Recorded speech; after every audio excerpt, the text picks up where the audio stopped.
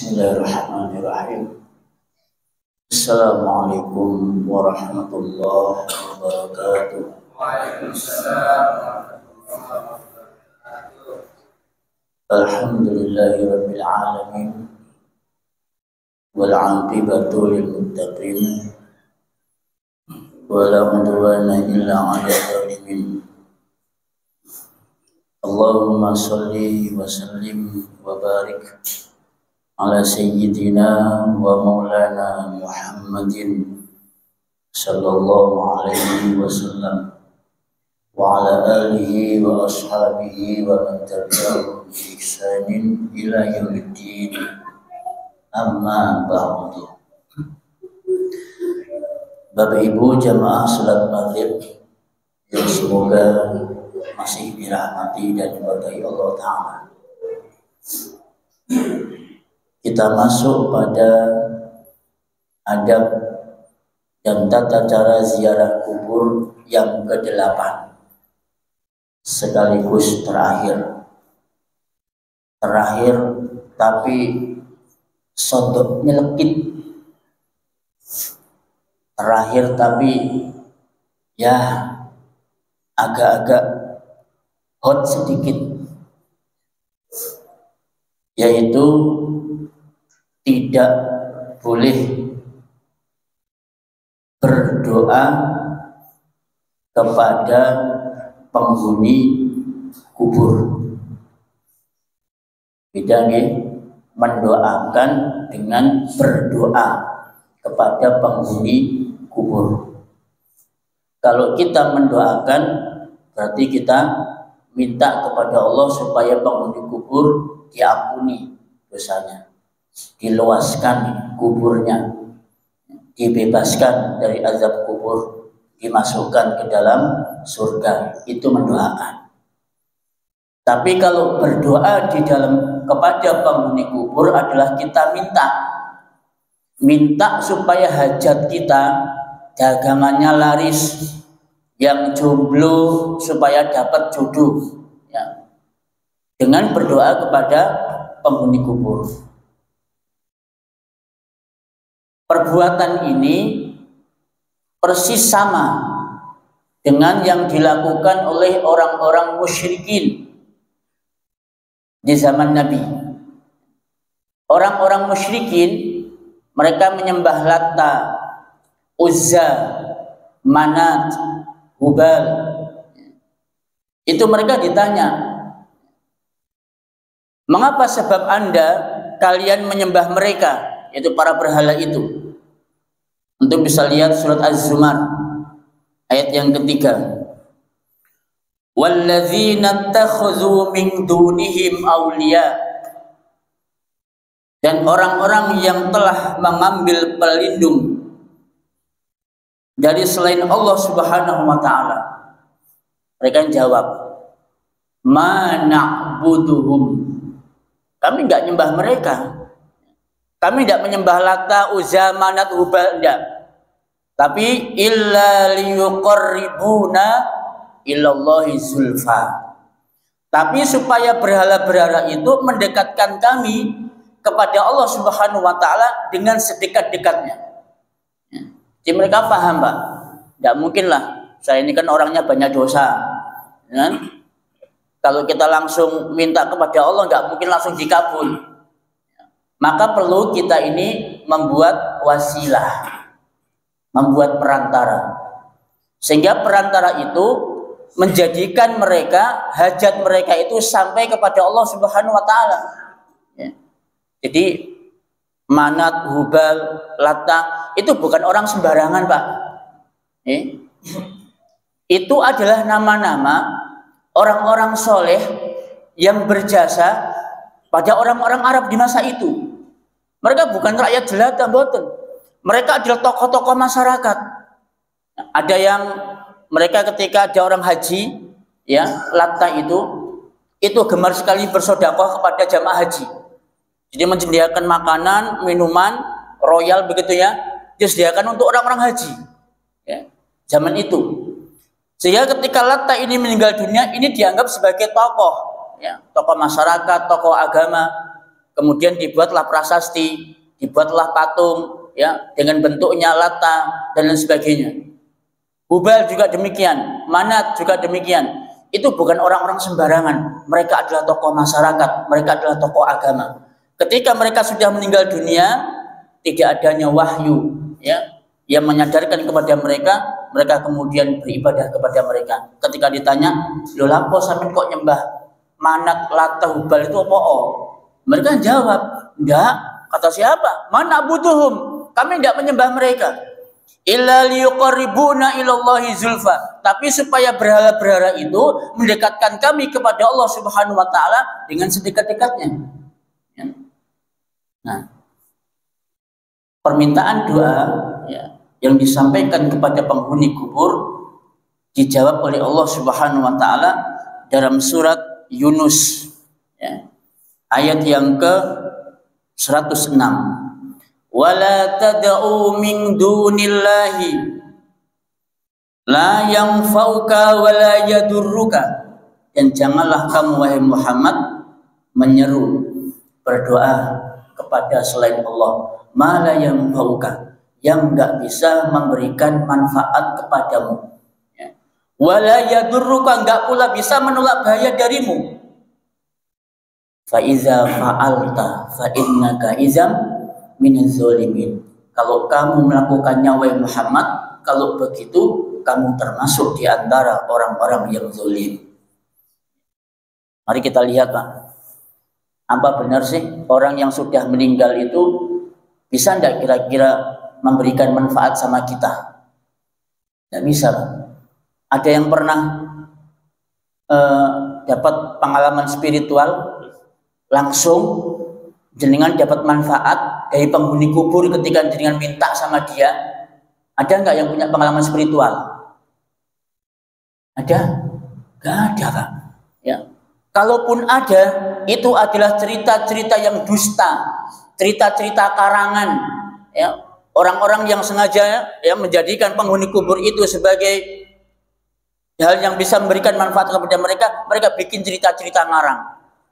Saya pada suatu malam tidur di sampingnya makam Syekh Abdul Qadir Jailani. Ngarang, Pak. Ya. Nek tidurnya bener, ya, tidak ngarang. Sampai kemudian pada suatu malam saya kemudian didatangi oleh Syekh Abdul Qadir Jailani. Ditakoni, gawe klambi apa? Syekh Abdul Qadir Jailani. Klambine putih, ya mesti ae wong kafan. Ya kan? Ya. Terus bentuknya bagaimana? Wajahnya bagaimana? Ya. Syekh Abdul Qadir Jailani ditanyakan, enggak tahu. Ya. Tapi dia ngarang-ngarang cerita, ya, dia didatangi Syekh Abdul Qadir Jailani, kemudian Syekh Abdul Qadir Jailani mengatakan kepada orang ini, "Wahai fulan, kamu jangan melakukan ini, kamu jangan melakukan itu." Ya. Itu kata dia. Cerita ngarang, Pak. Dan sampai sekarang belum ada buktinya. Ya, ada orang yang bisa mendapatkan manfaat dari penghuni kubur. Wala yadurruka, dan tidak pula membahayakan dirimu. Ada yang punya spiritual lagi yang jenengan bisa menghindari kecelakaan, ya, atau musibah lantaran ada penghuni kubur yang jenengan minta sama dia. Ada nggak yang punya pengalaman? Gak ada, Bapak Ibu. Ya. Itu semuanya adalah cerita-cerita bohong semua. Ya. Nah, maka salah satu di antara kita melakukan ziarah kubur adalah jangan pernah sekali-kali minta kepada penghuni kubur, karena dikhawatirkan itu termasuk di antara bentuk kesyirikan. Nek kalau udah syirik, Mak, ya Allah, innallaha la yaghfiru ayyushraka bihi wa yaghfiru ma duna dzalika liman yasha. Jenengan ndak di sepuro dosane. Ya. Sesungguhnya Allah tidak mengampuni dosa syirik, dan Allah hanya mengampuni dosa selain itu bagi siapa yang dikehendaki. Loh, jenengan ampun syirik, ndak bakal di sepuro, Pak. Ya. Dan seluruh amal kita pun akan hapus. Sholat hapus, puasa hapus, haji umrohnya juga hilang. Gak ada sama sekali jejaknya, Pak. Kenapa? Karena kita melakukan kesyirikan kepada Allah Subhanahu wa taala. Nah, mumpung ini kita bicara masalah wasilah nih. Sekalian kita bahas juga di sini.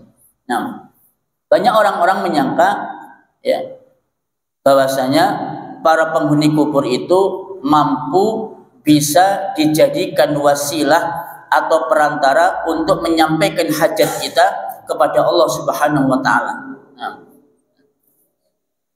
ini bedanya antara Wahabi dengan non-Wahabi. Ya. Saya sebut begitu karena memang mereka sebenarnya nyebutnya begitu sih. Orang yang komitmen dengan Quran Sunnah dikatakan Wahabi. Ya wes sudahlah, kita ngalah. Ya. Antara Wahabi dengan non-Wahabi untuk masalah tawasul sama, Pak. Ya. Mereka semuanya sama sependapat kalau tawasul itu disyariatkan, diperintahkan dalam agama. Mereka sepakat. Ya. Dalilnya apa? Dalilnya adalah Al-Qur'anul Karim, surat Al-Maidah 35. Ya. Ya ayyuhalladzina amanu taqullaha wabtaghu ilaihil wasilah. Wahai orang-orang yang beriman, bertakwalah kalian kepada Allah dan carilah wasilah. Carilah perantara, carilah jalan, wajahidu fi sabilihi, dan berjihadlah kalian di jalan Allah Subhanahu wa taala. Ini dalil yang Wahabi dan non-Wahabi sepakat, Pak. Kalau tawasul itu ada dan diperintahkan dalam agama. Ya. Kemudian tawasul di dalam Islam itu dibagi dua. Ada tawasul yang masyru', yang disyariatkan, yang diperbolehkan. Ada tawasul mamnu', tawasul yang dilarang. Nah, Wahabi dan non-Wahabi untuk tawasul yang masyru' ini sepakat. Ya, nggak ada yang beda, Pak. Ya. Tawasul yang disyariatkan yang pertama adalah kita bertawasul kepada Allah Ta'ala dengan perantara Asmaul Husna. Ini sepakat. Ya. Yang Wahabi dan Wahabi sepakat. Ya. Apa dalilnya? Dalilnya adalah firman Allah Subhanahu wa Ta'ala dalam surat Al-A'raf ayat 180. Al-A'raf 180. Allah berfirman, walillahil asmaul husna fad'uhu biha. Allah itu mempunyai asmaul husna, nama-nama yang baik. Fad'uhu biha, maka berdoalah kepada Allah dengan perantara asmaul husna. Caranya gimana, Ustaz? Berdoa dengan tawasul asmaul husna. Suatu ketika ada seorang sahabat lagi doa. Dia mengatakan, Allahumma inni as'aluka bi anna lakal hamd la ilaha illa anta al-ahadus samad alladzi lam yalid wa lam yulad wa lam yakul lahu kufuwan ahad. Nabi dengar doa orang ini. Tanya Nabi, tahukah kalian dengan apa orang ini berdoa? Sahabat jawab, Allah wa rasuluhu a'lam. Allah dan Rasulnya yang lebih tahu. Maka kemudian beliau menjawab, wallazi nafsi biyadih, demi zat yang jiwaku berada di tangannya, fa innahu yad'u bi asma'illahil a'zam. Sesungguhnya dia berdoa kepada Allah dengan nama-namanya yang agung. Fa iza du'iya ajaba. Kalau dia itu minta berdoa dikabulkan. Wa iza sa'ala fa'utiya. Kalau dia minta pasti diberi. Itu namanya tawasul dengan asmaul husna. Jadi jenengan nek doa itu ya Hayyu ya Qayyum, ya Rahman ya Rahim, ya Jabbar, ya Mutakabbir, ya Muhaimin, ya Mukmin. Itu namanya tawasul, Pak, dengan asmaul husna. Ini kaum muslimin sepakat, nggak ada yang beda. Ya, setuju semua. Berarti nggak ada masalah. Tawasul yang kedua, tawasul dengan amal soleh. Tawasul dengan amal soleh. Ini juga sama. Wahabi dan non-Wahabi sama, Pak. Sepakat, setuju semua. Ya. Apa dalilnya? Dalilnya Al-Quran surat Al-Baqarah 127. Tawasul dengan amal soleh. Wa idh yarfa'u Ibrahimul qawa'ida minal baiti wa Ismailu Rabbana taqabbal minna. Dan ingatlah ketika Ibrahim dan Ismail meninggikan bangunan-bangunan Ka'bah. Ya. Perhatikan amal soleh ini, meninggikan bangunan Ka'bah. Rabbana taqabbal minna. Ibrahim mengatakan, ya Allah, terimalah amal-amal soleh kami. Innaka antas samiul alim. Sesungguhnya Engkau Maha mendengar lagi Maha mengetahui. Ini Pak. Jadi dengan amal soleh kita bertawasul kepada Allah. Dalil kedua, kisah 3 orang. Ya, mungkin jenengan sudah tahu semua. Kisah 3 orang yang tersesat masuk ke dalam gua, kemudian tiba-tiba ada sebuah batu besar yang menutupi mulut gua, sehingga mereka kemudian nggak bisa keluar. Sehingga kemudian salah satu di antara mereka mengatakan, wah, kita kalau begini caranya nggak akan bisa keluar deh. Buat sampai kiamat nggak bisa keluar. Kecuali salah satu di antara kita semua menyebutkan ya amal-amal soleh yang pernah kita lakukan sambil bertawasul kepada Allah Subhanahu wa taala. Kata salah satu di antara mereka. Yang satu menyebutkan, ya Allah, dulu saya itu punya orang tua. Saya ini selalu mendahulukan orang tua saya, ya Allah, di atas segala-galanya, termasuk anak wala istri. Ya. Nah, sampai suatu ketika saya ini mengembalakan kambing jauh tempatnya dari rumah saya. Kemudian sampai pulang ke rumah kemalaman. Saya lihat kedua orang tua saya sudah tidur. Padahal di saat itu saya sudah mempersiapkan memerah susu kambing untuk saya berikan kepada orang tua saya. Kata orang ini. Ternyata karena orang tuanya sudah ketiduran, anak-anaknya minta, Pak. Ya. Ayah minta susu kambingnya, ayah minta susu kambingnya. Merengek-rengek. Ya. Tapi berhubung ini dipersiapkan khusus untuk orang tuanya, anaknya nangis, gak dikasih, Pak. Gak dikasih. Tidak saya berikan, ya Allah, karena memang ini mau saya persembahkan untuk orang tua saya. Akhirnya susu itu kemudian ya ditaruh di suatu tempat supaya awet, ditunggu sampai orang tuanya bangun. Begitu orang tuanya bangun, susu itu dikasihkan sama orang tuanya. Padahal anaknya pingin, Pak. Coba kalau kita ya dengan bawa oleh-oleh dari bepergian untuk orang tua, anaknya ketok, Pak, minta sama jenengan, ya apa itu ya, ayah beli apa itu, minta boleh ya. Kira-kira jenengan tego enggak, Pak, untuk tidak ngasih ke anak? Enggak tego ya, padahal itu sudah jenengan persiapkan untuk orang tua. Tapi berhubung baktinya orang ini kepada orang tuanya ya.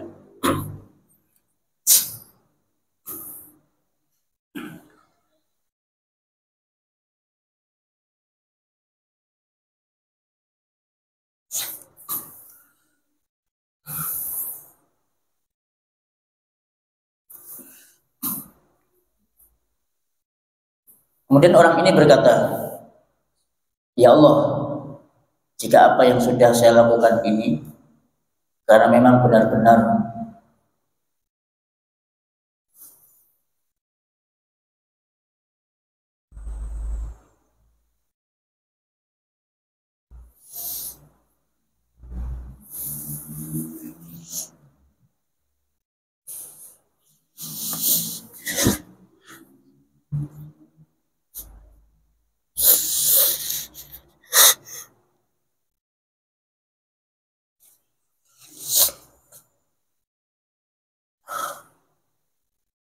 karena benar-benar mengharapkan pahala dan ridho darimu, maka keluarkanlah kami, ya Allah, dari mulut gua ini.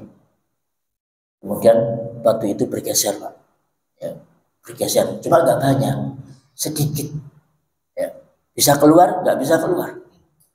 Kemudian orang yang kedua mengatakan, ya Allah, saya itu punya misanan, punya sepupu, cuantik.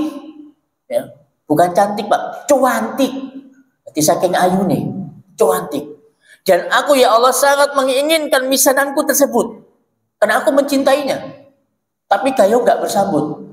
Ya. Artinya ini misanannya nggak cinta sama ini, sama laki-laki ini nggak cinta. Sampai suatu ketika, misanan saya ini, anak paman saya, mendapatkan musibah. Musibah ceklik, gagal panen tadi besar, Pak. Ya. Nah, berhubung ini misalnya yang lagi ini ringsogi, pesennya banyak, ya. Terus dia juga cinta sama dia, didatangi tuh misanannya. Ya, mungkin bahasa kita, Mas, aku butuh duit, Mas. Iki bapak ganti duit, mangan gak ono. Kemudian misalnya mengatakan dia mengeluarkan uang, ya, uang ini untuk sampean, ya, untuk Pak Li sampean, untuk Pak D, tapi dengan syarat. Apa syaratnya? Engkau bengi sampean kudu turu be aku, ya. Nanti malam kamu harus tidur dengan saya. Jenenge butuh sama uang, Pak, yo pasrah.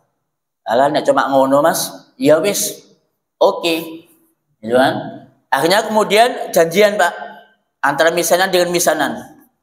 Kemudian perempuan ini dalam bahasa hadis mengatakan, ketika kedua kakiku, ya, berdiri di antara kedua pahanya, menceritakan, kemudian tiba-tiba misananku ini berkata, ya, janganlah kau pecahkan lubang cincin ini kecuali dengan jalan yang halal.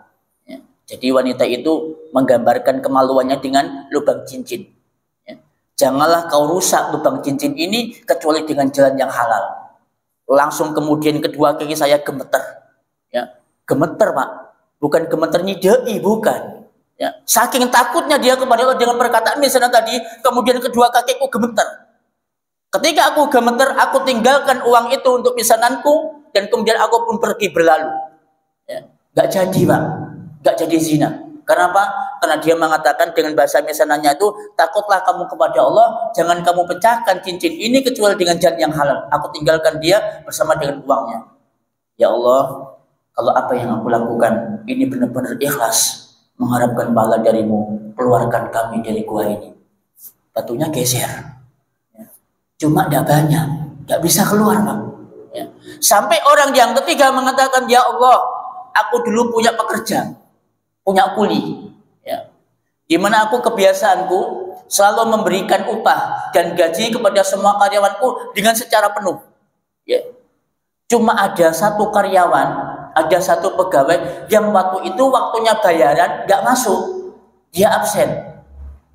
Kemudian ketika absen itu dia kemudian nggak masuk lagi, lama nggak masuk, ya, ditunggu-tunggu, dicari-cari, nggak ada rimbanya.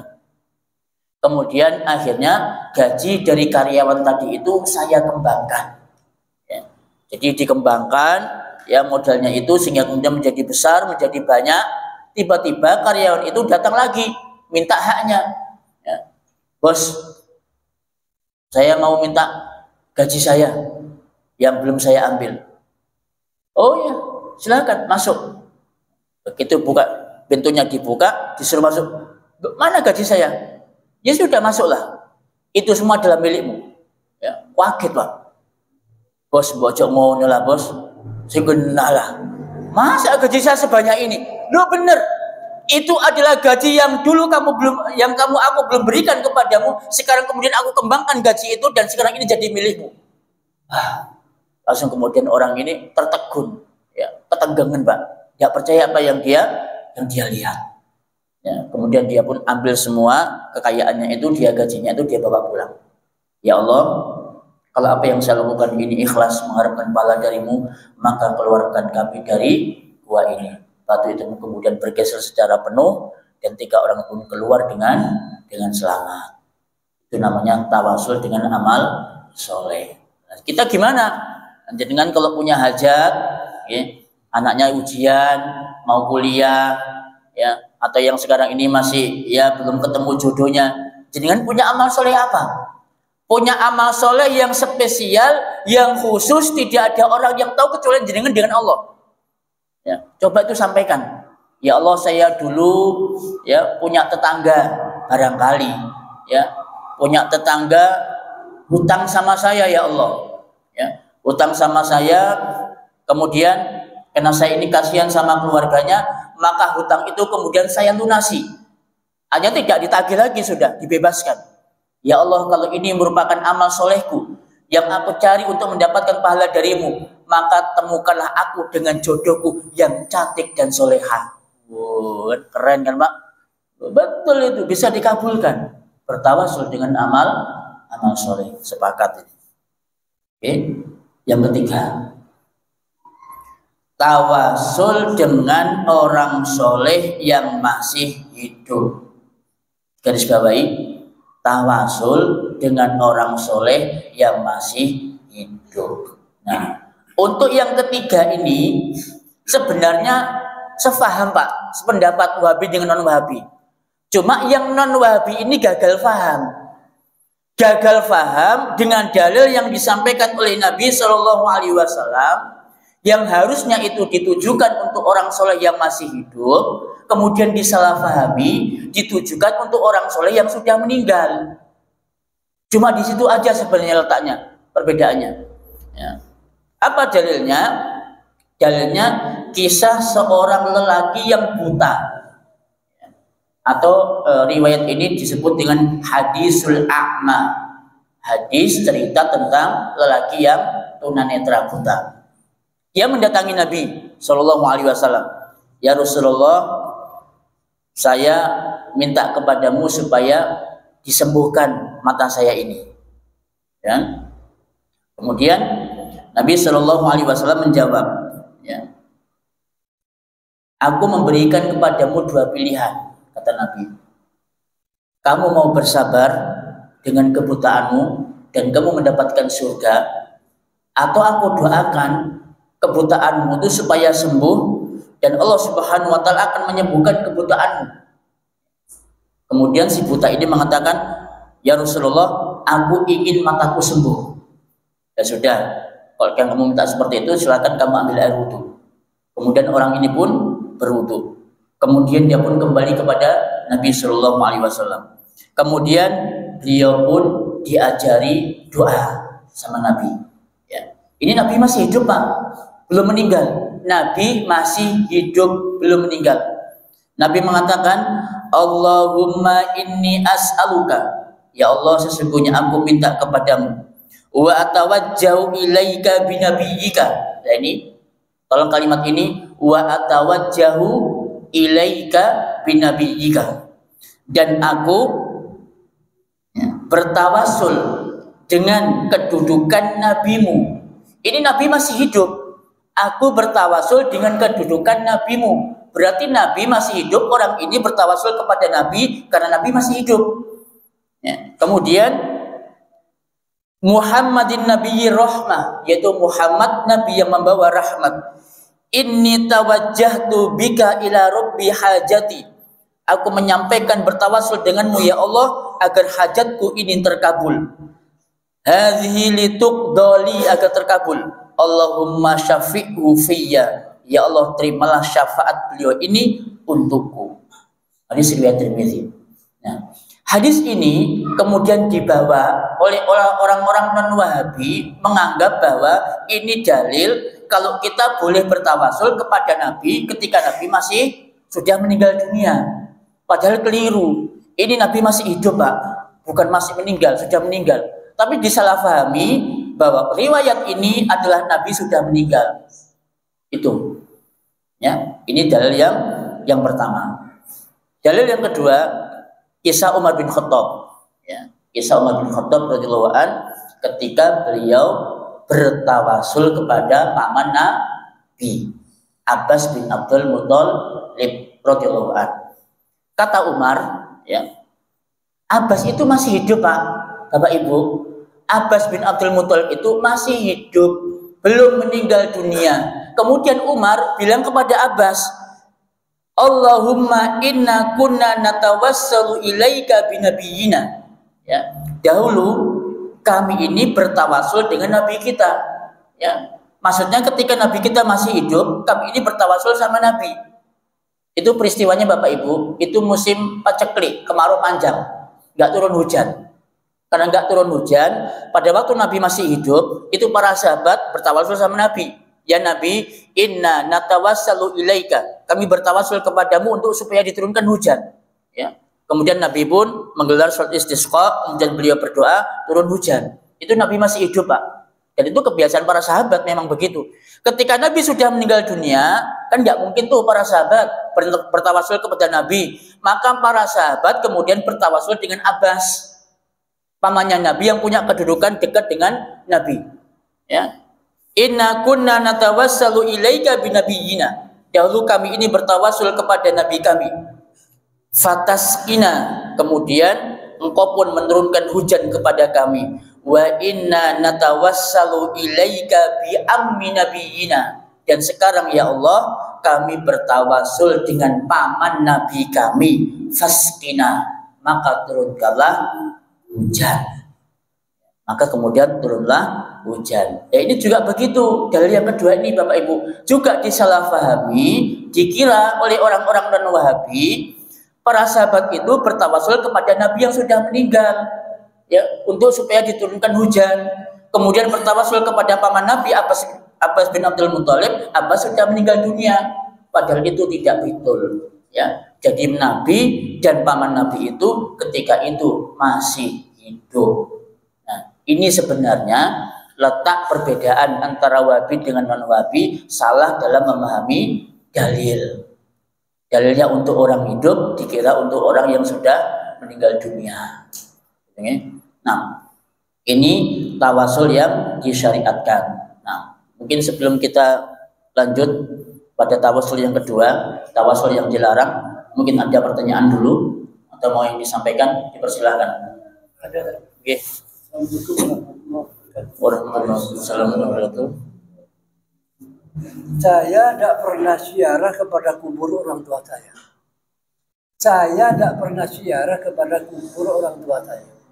Namun setiap saat saya berdoa kepada Allah. Itu doa saya setiap saat. Itu bagaimana saya ini? Mohon penjelasan. Yang ditanya doanya apa, ziarah kuburnya? Tidak ziarah kubur, tapi saya beneran berdoa kepada orang tua saya. Oke. Mohon penjelasan. Ini ada sebuah pertanyaan. Saya ini tidak pernah ziarah kubur ke makam orang tua saya. Tapi setiap saat di waktu-waktu yang mustajabah, saya ini nggak pernah berhenti Ustaz untuk mendoakan orang tua saya. Bagaimana? Sampai, ya. Meskipun kita tidak ziarah kubur, ya, kita setiap saat mendoakan orang tua kita sampai Pak doa kita. Kita mendoakan ampunan kepada orang tua kita sampai doa kita. Orang tua kita diampuni, apalagi itu doanya orang yang soleh, masya Allah, ya. Rajin ke masjid, tahajudnya matang, puasa sunnahnya masya Allah, rajin sodakoh, ini kan berarti orang soleh, anak soleh, ya kan? Salah satu di antara doa orang soleh, doa yang distajabah adalah doa anak soleh kepada orang tuanya. Itu sampai meskipun anak itu tidak pernah ziarah kubur ke makam orang tuanya. Cuma itu tidak titik, koma. Alangkah lebih baiknya juga kalau kita ini mengiringinya dengan ziarah kubur. Ya, mungkin ada batu nisannya yang miring, gitu kan. Kemudian banyak sampah di makam orang tua kita. Ya ziarah kubur lah, gak ada salahnya. Setahun sekali wis, katanya riyoyo ndak popo. Ya memang sempatnya begitu. Sempatnya katanya riyoyo ndak Ustaz. Sing liyane sibuk ngelupokno duit, sibuk bisnis, sibuk meeting dan seterusnya, nggak sempet Ustaz. Katanya riyoyo ndak sempet. Lah monggo wis. Sudah kita ulaskan kemarin ya. Itu ndak apa-apa, bukan termasuk bid'ah. Kalau jenengan ziarah kuburnya katanya riyoyo, katanya poso, asal dengan catatan jenengan nggak punya waktu lagi kecuali waktu itu boleh. Tapi nah jenengan cuma melok-melok tradisi, ya sebagian tradisi ning kene ngono Ustaz, katanya riyoyo, katanya poso, ziarah kubur, mau gimana lagi? Nah itu beda, sudah beda hukum lagi. Oke? Nah itu insya Allah nggak apa-apa ya, meskipun kita nggak ziarah kubur, tapi alangkah lebih baiknya kalau kita ziarahi makam orang tua kita meskipun setahun sekali. Nah, Allah apa yang tengah, nggih. Waalaikumsalam warahmatullahi wabarakatuh. Ini yang saya tanyakan mengenai proses pertama yang bisa sampaikan juga kita menjadi hasil orang yang sudah meninggal. Cukup dengan Nabi. Bukankah kita kalau berdoa itu harus mengawali dengan salawat? Apakah itu tidak berhasil? Itu pertama. Kemudian yang kedua, kita diperbolehkan untuk bertawasul dengan amal soleh kita. Yang kita untuk amal soleh kita itu yang menurut kita itu sudah ikhlas gitu. Kalau bertawasul dengan amal soleh kita, apakah itu tidak mungkin amal soleh kita sehingga mengurangi kebiasaan kita. Ya. Masya Allah. Bersolawat kepada Nabi itu apa bukan termasuk bertawasul, Ustaz? Enggak. Bertawasul, bersolawat kepada Nabi itu ada perintahnya di Al-Quran maupun Sunnah banyak. Ya. Tapi tidak ada para ulama yang menjelaskan kalau solawat itu bentuk tawasul kita kepada Nabi. Tidak ada, Pak. Ya solawat, ya solawat. Ya. Allahumma sholli ala Muhammad, man sholla alayya wahidan, sallallahu alaihi asron. Barang siapa yang bersolawat kepadaku 1 kali, maka Allah akan bersolawat kepadanya 10 kali. Ya. Kemudian para sahabat bertanya, ya Rasulullah, kalau kami salam kepadamu, kami sudah paham. Tapi bagaimana cara kami bersolawat kepadamu sedangkan kamu sudah meninggal dunia? Maka kata Nabi, ya, fasallu alayya, sesungguhnya selawat kalian itu kepadaku akan sampai meskipun aku sudah meninggal dunia. Kemudian Nabi mengajarkan Allahumma sholli ala Muhammad wa ala Muhammad sampai innaka Hamidum Majid. Itu selawat, Pak. Dan ini bukan bentuk tawasul kita kepada Nabi, bukan. Tapi ini selawat. Dan insya Allah pahalanya luar biasa. Ya. Apalagi selawat di hari Jumat, ya, atau malam Jumat, itu ada keutamaan tersendiri dijanjikan oleh Nabi Shallallahu Alaihi Wasallam. Nah, yang kedua, kalau kita menyebut amal soleh kita itu apa bukan mengurangi atau menghilangkan pahala keikhlasan kita karena menyebut amal soleh kita? Enggak, Pak. Karena menyebut amal soleh itu tidak ada seorang pun yang dengar. Ada yang dengar jenengan ngutangi tonggone terus kemudian membebaskan? Ada yang dengar? Kecuali dengan cerita loh ya, cerita sama orang loh. Saya ini punya tetangga, utang gak tahu bayar, Mas. Gitu kan? Ya terus aku kan ngesakno kan ya tonggoku. Aku tak ikhlasno wis. Lah ya apa maneh ge amal solehku wis, Mas. Lah itu namanya pamer jenengan, Pak. Tapi kalau jenengan enggak cerita sama orang, jenengan pas itu dalam kondisi sempit, ya. Rezeki seret, dagangan gak payu-payu, mulai isu sampai sore gak payu-payu. Loh iya aku kan di amal soleh anu ya. Jangan kemudian berdoa, ya Allah, daganganku kok seret ya Allah. Aku biyenku duwe tonggo ya Allah. Itu enggak apa-apa, Pak.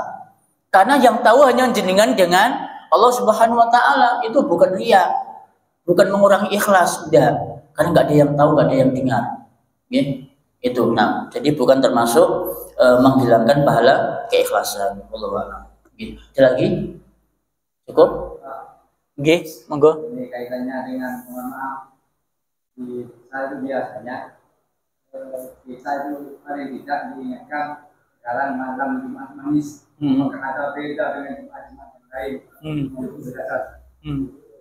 Terima kasih. Oh diingatkan. Keistimewaan. Oh, jangan lupa hari ini malam Jumat manis. Wayai mateni wong kafir, gitu kan ya. Arwah pulang. Arwahnya pulang. Arwah itu pulang. Oh, arwah itu pulang. Iya, Malam arwah itu datang. malam Jumat manis. Iya. Bukan malam Jumat katanya. Oh, malam Jumat. Oh, iya. Bedanya malam Jumat yang lain dengan malam Jumat manis kalau memang ada. Oh.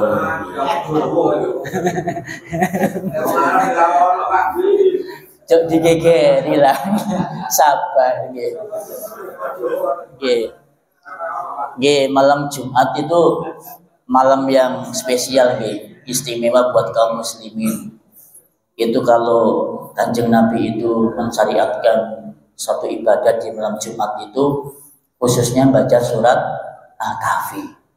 Selain dari itu sampai hari ini saya belum menemukan dalil amal soleh selain dari membaca surat Al-Kahfi pada malam Jumat atau pada hari Jumat. Kalau ada sebuah keyakinan roh itu akan pulang kembali menjumpai keluarganya pada malam Jumat, apalagi malam Jumat manis, ini pun juga kami belum membaca atau belum menemukan dalil tentang masalah ini. Jadi wallahu alam, saya tidak berani menjawab, juga tidak berani memastikan, ya, karena ini masih masih katanya dan katanya. Dan sampai sekarang pun kita masalah ruh ini, Pak, masalah ruh arwah ya, itu adalah masalah yang memang tidak ada seorang pun yang tahu. Ya, bahkan termasuk Kanjeng Nabi pun nggak pernah tahu Pak tentang masalah ruh. Engkau balik malam Jumat manis, terus kemudian dia gentayangan, lihat keluarganya bertengkar, kemudian roh itu kemudian menangis. Itu insya Allah Nabi Pak, orang yang paling pertama tahu tentang masalah itu Kanjeng Nabi. Dikasih info sama Allah, Nabi, ya itu kalau setiap malam Jumat manis arwahnya ibumu, arwahnya pamanmu itu pulang ke rumah. Kalau kamu lagi bertengkar sama istrimu, itu ibumu akan menangis. Ya, itu Allah kasih info Pak. Tapi sampai sekarang kita belum pernah dapat informasi kalau arwahnya keluarga Kanjeng Nabi, termasuk arwahnya Kanjeng Nabi itu kalau malam Jumat manis itu pulang. Belum pernah kita dapatkan itu Pak. Ya, jadi ya mungkin ini kepercayaan orang Jawa, ya, kepercayaan orang Hindu tentang masalah ini. Jadi ya jangan diyakini, juga jangan diamalkan ya tentang masalah ini. Wallahu a'lam. Nggih Pak, nggih. Monggo. Tentang apa? Apa? Bertanya dengan kenyataan. Oh, nggih, monggo. Setelah sholat, maka setelah doa itu dia adzan. Itu sedangkan mayit jam dipikul itu adzan sampai selesai adzan. Lalu itu kalau itu seperti itu, bagaimana hukumnya orang nanti tidak boleh? Kalau memang tidak boleh, mana orang satu tambah dibodoh-bodohi? Bagaimana hukumnya orang yang nanti tapi tidak diberitahu? Yeah. Ini masalah mengazani mayit ya? Bukan mengazani mayit. Tentang adzan itu, ya. Selesai di sholat jenazah, ya. Keluar dari pintu itu diadzani. Oh ya. Jadi orang yang sedang kalau memang itu tidak boleh, kenapa orang yang itu tidak memberitahu? Mana orang-orang yang dibuat apa? Ya. Bagaimana itu? Kalau memang tidak ada dalilnya. Ya. Untuk mengazani ini memang Indonesia ini kreatif Pak. Bener. Bangsa yang paling kreatif, inovatif dan tip semua sudah. Itu Indonesia. Sampai masalah azan pun ya itu mulai dari ya jenazah diazani, sebelum dikuburkan diazani, nanti masuk ke dalam kubur diazani, haji Pak, pemberangkatan haji diazani. Tuh, pulang dari haji diazani juga. Allah ya karim, kita ngejak sholat diazani itu. Ya. Loh Ustaz, azan kan bagus. Masa orang azan masuk neraka? Allah ya karim. Ya bukan masalah azan masuk neraka, bukannya Pak. Azan ini masalah ibadah. Kan sudah kita bahas kemarin ya. Al-aslu fil ibadah itu sudah kita bahas. Azan itu bagus, bener. Cuma tempatnya di mana sih? Kan ketika mau sholat itu diazani, ketika bayi mau lahir itu diazani.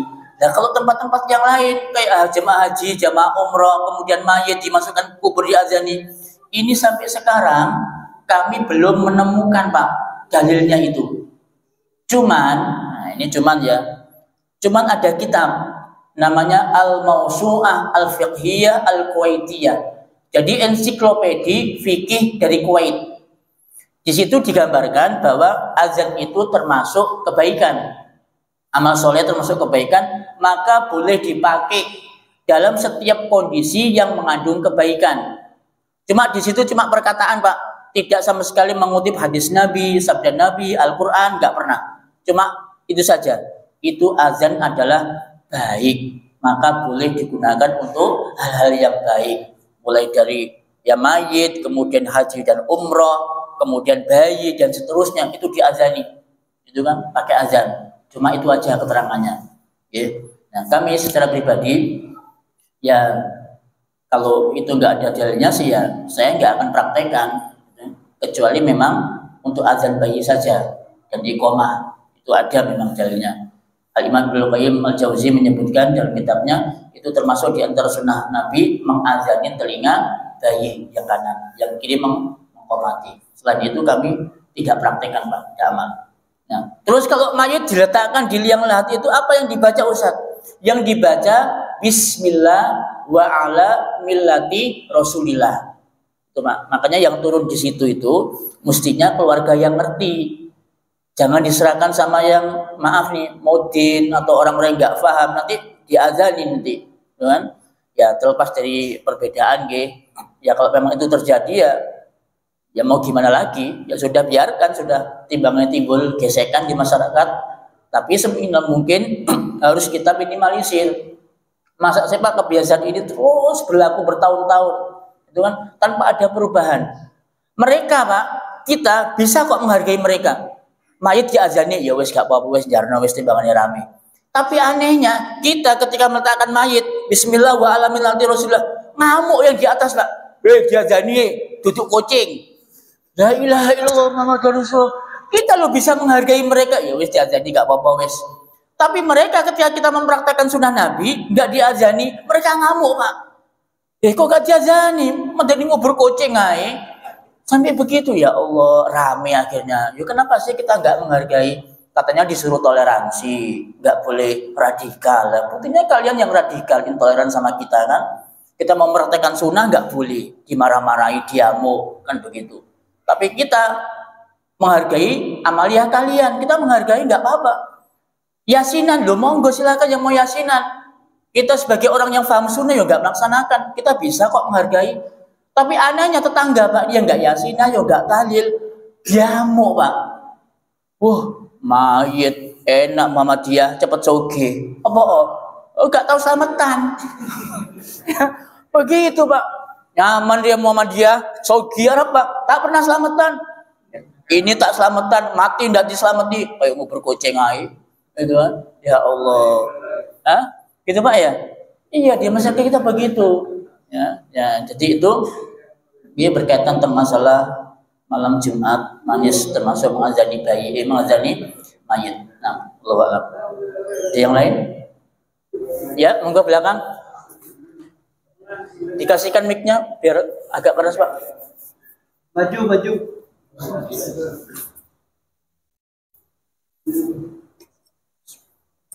Sudah Ustaz, dan saya pernah mendengar keterangan dari Bukhari dan kita tahu bahwasanya seorang mayit itu mengetahui saat ada ziarah yang sedang menziarahinya. Dan bahkan mereka bukan hanya mengetahui, tapi merasa senang dengan kedatangan ziarah. Itu biasanya saya pernah dengar itu di keterangan salah satu ustaz disebutkan bahwa itu adalah keterangan Ibnu Qayyim dan kita tahu, dan juga tafsir dari Ibnu Katsir. Nah, pertanyaan Ustaz, apakah keterangan itu benar? Dan kalau misalnya benar, boleh kita berdalilkan dengan itu kita sesering mungkin untuk menziarahi kubur orang tua atau keluarga dengan alasan menyenangkan hati mereka, mayit, dan juga mengingat kematian sebagaimana yang Rasulullah SAW sampaikan kepada kita. Nah, barakallahu fiik. Betul. Al-Imam Ibnu Qayyim Al-Jauzi di dalam kitab Rohnya memang menyebutkan kalau para penghuni kubur itu, khususnya orang tua kita, kerabat, itu sangat suka kalau dia itu diziarahi sama keluarganya, terutama anaknya. Betul. Dan para penghuni kubur itu, mereka semuanya mampu mendengarkan suara orang-orang yang ada di atas, termasuk suara sandal yang bergerak, srek, itu mereka dengar Pak. Suara kita ketika ziarah, Assalamualaikum ya ahlul kubur, minal muslimin, mereka dengar Pak, betul itu. Cuman mereka itu tidak mampu menjawab apa yang kita obrolkan di atas. Kita salam, mereka nggak jawab. Waalaikumsalam. Jangan bisa bayangkan, esok jawab gimana Pak? Hah? Assalamualaikum ya ahlul kubur, waalaikumsalam, atau retretan, nyusul, aku mau lari pontang-panting Pak. Itulah rahasianya kenapa mayit itu nggak bisa jawab, itu kan? Mereka bisa mendengar tapi nggak bisa jawab, betul itu. Dan mereka sangat suka anggota keluarganya itu menziarahi makam keluarganya. Cuman keterangan Imam Ibnu Qayyim ini tidak disertai dengan dalil, hanya sekedar penjelasan beliau saja. Itu wallahu a'lam ya, tentang masalah kebenarannya. Nah, itu mungkin jawabannya. Nah, ada lagi? Cukup ya? Sudah Isa belum? Kita lanjutkan sedikit ya. At-tawassulul mamnu, tawasul yang dilarang. Satu, tawasul yang mengarah kepada bid'ah. tawasul yang mengarah kepada bid'ah. Ini contohnya apa? Contohnya kita bertawasul, beristighosah dengan kedudukan Rasulullah Shallallahu Alaihi Wasallam. Tidak boleh. Kayak misalkan Allahumma inni atawassalu ilaika biwalilika au bijahi nabiyyika. Ya Allah, aku bertawasul dengan kedudukan nabimu, bertawasul kepada walimu. Jadi termasuk tawasul yang bid'ah. Cuma tidak sampai syirik, Pak. Tidak sampai. Cuma hanya jatuh dalam perkara bid'ah. Nah, contohnya ini di Jombang itu ada makam Mbah Sayyid Sulaiman. Di Jombang itu ada makamnya Mbah Sayyid Sulaiman. Itu kalau kita masuk ke sana itu ada tulisan, Pak, pakai bahasa Arab. Allahumma inni atawassalu ilaika biwaliyika. Ya Allah, aku bertawassul kepadamu dengan walimu. Wali ya Mbah Sayyid Sulaiman. Ya Mbah Sayyid Sulaiman. Ya Mbah Sayyid Sulaiman. Atawassalu bika ila rabbika liqada'i hajati hadhihi. Untuk memenuhi hajatku ini. Nah, ini termasuk tawasul bid'ah. Itu ada di Jombang. Ya. Termasuk juga tawasul yang disampaikan oleh Kiai Haji Sirajuddin Abbas, ya, dalam bukunya masalah tentang agama, tentang masalah agama, beliau mengutip di situ, ya, dia bertawasul dengan kedudukannya Syekh Abdul Qadir Jailani.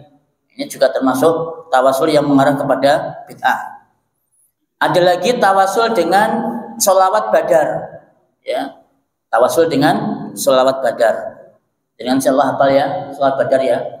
Nah, itu tawassalna bi bismillah wa bil hadi rasulillah. Kan begitu. Kami bertawasul dengan kedudukannya Nabi dan dengan para mujahid dan para mujahid pada perang Badar. Itu mereka bertawasul kepada mereka. Itu juga tidak boleh. Itu termasuk tawasul yang mengarah kepada bid'ah. Kemudian tawasul dalam bentuk lantunan lirik Ya Rabbi bil Mustafa. Apalkan jenengan ya. Tapi anehnya, Pak, ya juga heran sama orang Indonesia nih. Heran lagi. Ini kan permintaan doa. Andai kan ini boleh ya. Ini kan permintaan doa. Loh, itu dinyanyikan, Pak. Ono sing model Hollywoodan, India, ono sing model dangdutan, ono sing model campur sari. Loh, itu koplo. Itu pakai begitu doanya, ya Allah. Contoh nih. Saya sering mendengar Ya Rabbi bil Mustafa. Loh, itu baligh maqasidana. Loh, itu kan ya Allah, apa loh Ustaz Rek? Biar tahu soalnya, Pak. Tuh wes sudah kita kenyang masalah begitu. Itu model lagu apa coba? India itu, Pak. Dipakai begitu, nanti blenger pakai nada India, pakai model dangdutan. Ya, ya Allah, itu di setiap waktu kesempatan setelah azan itu dangdutan, Pak, pakai Ya Rabbi bil Mustafa, kadang pakai Indiaan. Ya Allah, andai kan itu doa bener nggih, boleh seperti itu. Masa ya dinyanyekno dulu? Apa jenengan kira-kira nggak malu sama Allah, nggak sopan, dongo kok nyanyi, gitu kan? Nah, coba jenengan kira-kira nih mau tawasul sama bupati, ada proyek, ya, terus jenengan bawa proposal sambil nyanyi, Pak Bupati, ini proposalnya. Kira-kira jenengan diterima nggak proposalnya, Pak? Ya nggak diterima. Ku arapa bencong-cong. Ya, loh, ini Pak Bupati saja kita begitu ditolak, Pak, proposal kita. Apalagi ini sama Allah Subhanahu Wa Taala yang menciptakan Pak Bupati. Jenengan doanya dengan pakai nyanyi-nyanyian. Ya Allah, ya sampai ketinggian lu cuma gimana lagi? Dieling nang koyo tersinggung, marah-marah, ya wis jarno wis. Gitu kan? Kita hanya bisa begitu, ya. Itu, Pak. Nah, ya. Ada Malaysia juga. Nah, bisa jadi, nggih.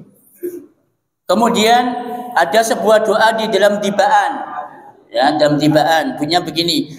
Allahumma bi hurmati hadzal nabiyil karim wasturna bi zaili hurmatika warzuqna.